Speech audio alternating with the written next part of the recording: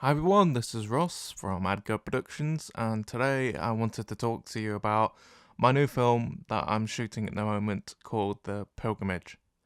Now, I'm not going to give too much information away about the film, I really want to wait until you see the trailer, but I really want to show you sort of what we've been getting up to and how's it going and things like that. As I said in my update video, this is probably the last historical film I've done since The Cross, which was up on YouTube for like a day and then disappeared. But at the same time, I think it's up there as my most ambitious film, really. I think it's either a little bit less or a little bit more than my last major film, Megan, which was a post-apocalypse film. And that's the main reason because it's set entirely in a historical setting. So it's set in the early Middle Ages, so about the 1200s, so roughly in about the 1180s. And it centres on a knight who has been in the Holy Land for a long time, and then he comes back to England for some unknown reason. So leading up to the first shoot, I was getting everything ready, the props and the costumes and stuff like that. For 3 of the days, I was actually making a shield. I was actually having to tweak it on the day, on the first Saturday. But I really felt I needed it to bring across that this guy's a knight. And I thought it would look really good in the film as well. I think it does. As well as, of course, the helmet, which really does give across a menacing performance. The actor who's actually wearing it actually said it's more comfortable than the sort of masks and things he's used before. And he didn't have to wear any padding or anything like that. Now, the actors that are in the film, I've met one before, which he's called Steve, and I met him at the Digicon, where the railway carriage was screened, and since then I've really wanted to make a film with him, so this is the earliest time I've been able to do it. And like I said, he does look really well in the costume, with the helmet and the shield and things like that, and a banner as well we made. There's someone else I've never worked with before, called Luke, and again, I think he looks really good in the costume, and he's got a really good chemistry with Steve as well. So far we've just done a few scenes with him and Luke, and then some scenes with Steve on his own. So on the Saturday, it was like the introduction to the two characters. So it's meant to be like there's a storm coming, and they all bump into each other getting undercover, and they introduce themselves and stuff like that. But unfortunately, well, you probably think it's a good thing, but for filming, it's not very good. It was quite a sunny day, even though it was cold.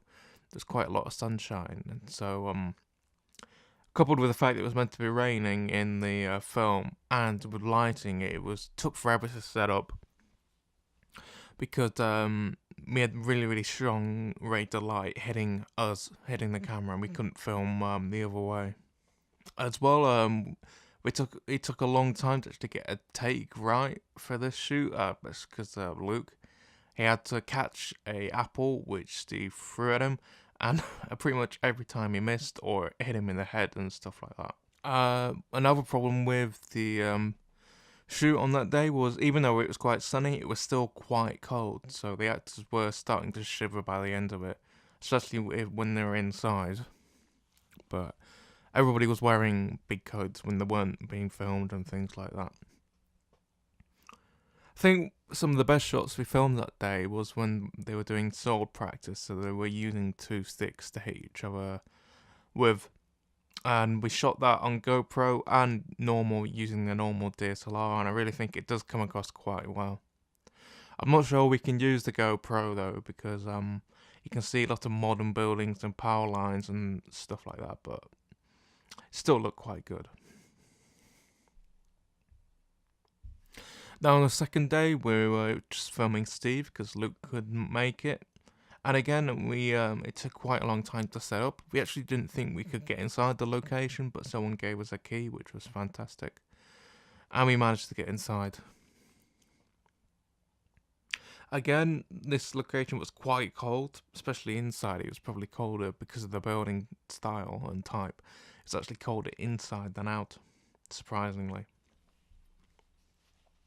But this was just basically Steve going into the church and then going to the altar. So we did that quite quickly, and then we were just trying to get interesting shots, especially of the carvings in the church and things like that. The beakheads and the engravings and the carvings and things like that. So it should look quite good in the film.